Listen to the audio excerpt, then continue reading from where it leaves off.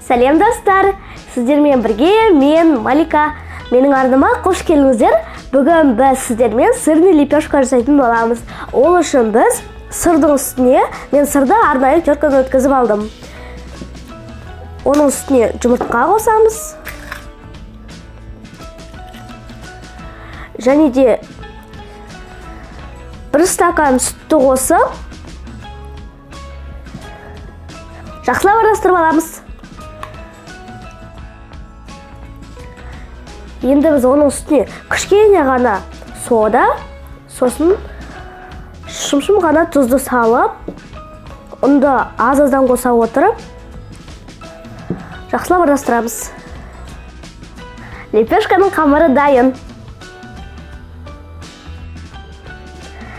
Достар, енді біз бұны табада пісіретін боламыз. Мен табаға кішкене ғана зәйтүн майын құйып алдым. Күнбағыс майын да құюға болады. Ақырын отта лепешкамызды пісіреміз. Енді біз бұның қақпағын жауып, 10 минуттай пісіреміз.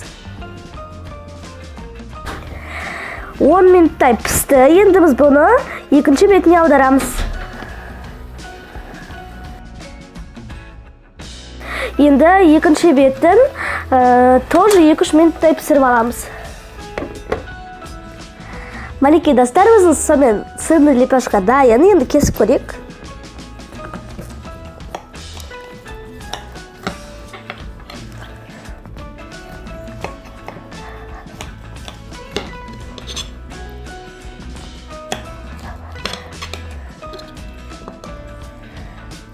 Мінекей.